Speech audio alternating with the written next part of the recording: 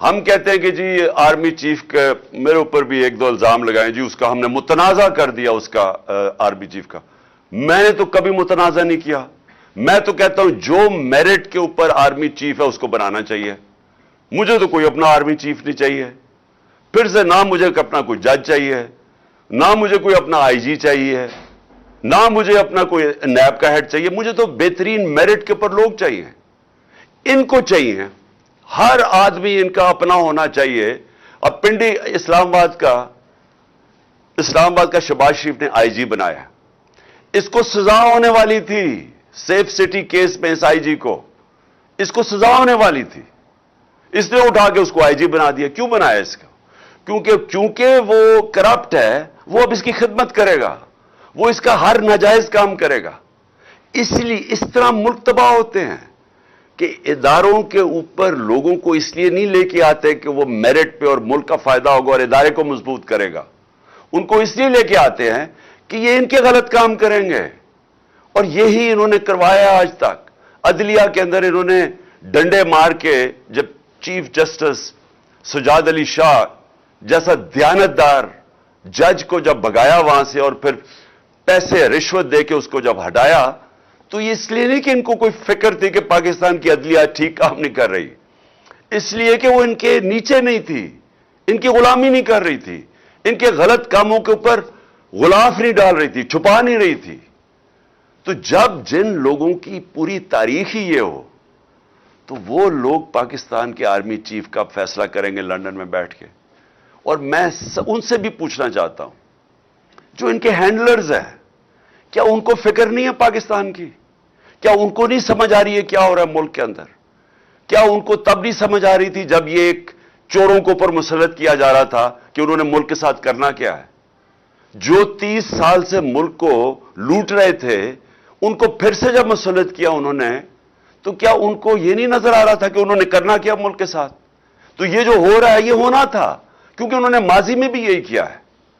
میں یہ سوال پوچھتا ہوں کہ کون ذمہ دار ہے اس کا کہ جو پاکستان چھوڑ کے گئے تھے ہم، جو عدم اعتماد سے پہلے مارچ کے اندر جو پاکستان تھا، مجھے وہ بتائیں۔ آج پاکستان کی بزنس کمیونٹی سے پوچھیں، پاکستانی کسانوں سے پوچھیں، پاکستان کے مزدوروں سے پوچھیں کہ وہ کس طرف پاکستان جا رہا تھا۔ 17 سال کے بعد ہماری بہترین ملک کے اندر دولت میں اضافہ ہو رہا تھا، جس کو گروتھ ریٹ کہتے ہیں۔ تیسرے سال میں 5.7% ہماری اکانومی گرو کی، اور چوتھے سال میں 6%۔ اور انشاءاللہ اگر ہمیں یہ سازش کے تحت نہ ہٹاتے، ہم نے 7% پہ جانا تھا۔ جو تیل کا تھا، جو اصل ہمیں جھٹکا پڑا تھا تیل کا، تیل کی قیمتیں تو نیچے آ گئی ہیں۔ تو ہم نے جو اپنے لوگوں کو مہنگے ڈیزل اور پیٹرول سے بچایا تھا سبسیڈائز کر کے، وہ ہم یہی سوچ رہے تھے کہ ہم روس سے سستا تیل لیں گے، اور دوسری چیز ہم اور چیزوں سے پیسہ نکال کے، یعنی اور اپنی ڈیولپمنٹ فنڈ سے پیسہ عوام کو سبسیڈائز کریں گے تاکہ بوجھ نہ پڑے عوام پہ، تاکہ مہنگائی نہ ہم روک کے رکھیں۔ انہوں نے آتے ساتھ ہی پہلے تو انہوں نے مہنگائی آسمانوں پہ چلی گئی، ہماری 15 سے 16 تک گئی ہے ہماری مہنگائی ہمارے دور میں، اور انہوں نے شور مچایا ہوا تھا۔ یا 27% ہے آج مہنگائی، 50 سال کے بعد سب سے زیادہ مہنگائی ہے آج پاکستان میں۔ اور انہوں نے ان کی وجہ سے، کیونکہ یہ اکانومی نہیں ہینڈل کر سکے، آج روپیہ ان کے دور میں تقریباً 39 روپیہ گرا ہے، 49 روپیہ ڈالر مہنگا ہوا ہے۔ ان کے دور کے اندر آج پٹرول ڈیزل کی قیمتیں کدھر ہیں؟ ہمارے دور میں کدھر تھی؟ ان کے دور میں بجلی کی قیمت آج کدھر گئی ہے؟ جو آج لوگوں سے پوچھیں کہ جو ان کو بجلی کے بل آ رہے ہیں، ابھی جو گیس کی شارٹیج آنے والی ہے اور جو گیس کی قیمتیں ہیں یہ سردیوں میں، ان کے دور میں آج دیکھنا اب کدھر آ رہی ہیں، جو انہوں نے IMF سے مان چکے ہیں۔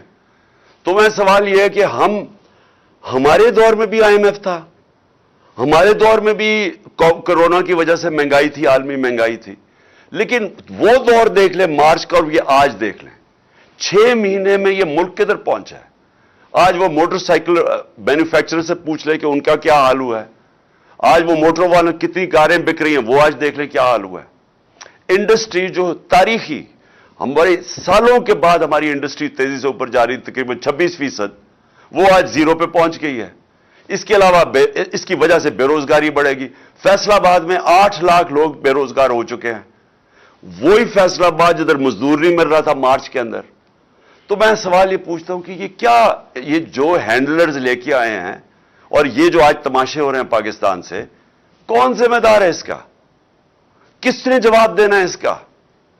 कौन बताएगा कि ये कौम को किधर से किधर ले गए हैं? आज पाकिस्तान के पास जो दौलत में इजाफा हो रहा था वो हो ही नहीं रहा। ग्रोथ रेट का मतलब कि दौलत में इजाफा होता है। जब ग्रोथ रेट नीचे आता है, और ये आप ये सोच रहे हैं कि अब ये पहुंच जाएगा 6% जो हमारे दौर से, अब ये पहुंच जाएगा तकरीबन 1% से भी कम। जब दौलत के अंदर इजाफा कम होगा तो इससे क्या होगा?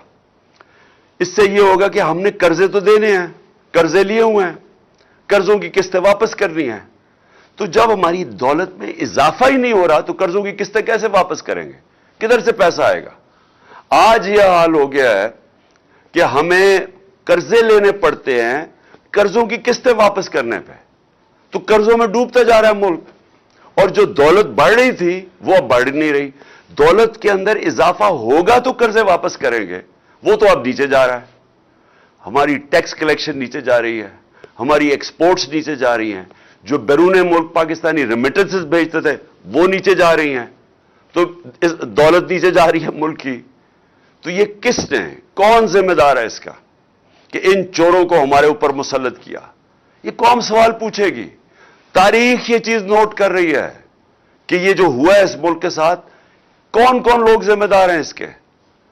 और ये जो समझते हैं कि लोगों के मुंह बंद करके, लोगों के सहाफियों को जो अरशद शरीफ से किया है, जो इस वक्त कौम शौक में है कि जो अरशद शरीफ से किया गया है, कौम सवाल पूछ रही है कि क्या ये तरीका है मुल्क को चलाने का कि पहले इन चोरों को लेके आओ, उसके बाद लोगों को कहो हजम करो ये, क्योंकि हमने फैसला कर लिया अब ये आपके ऊपर बैठेंगे, और जब कौम नहीं माने तो उनको मारो, सहाफी नहीं मारे तो उनको डंडे मारो, उनको तशद्दुद करो, उनको बाहर भिजवा दो, और ये जो कत्ल करवा दो जो अरशद शरीफ से किया है।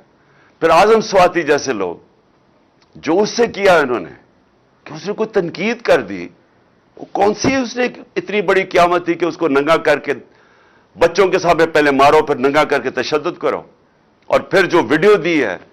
यानी इससे तो कोई सारी आज कौम दंग है कि कोई इतना भी नीचे गिर सकता है कि किसी को ब्लैकमेल करने के लिए आप मियां बीवी की वीडियो डाल दें। यहां हम गिर गए हैं सिर्फ इसलिए कि आप चाहते हैं हम इन चोरों को तस्लीम कर लें।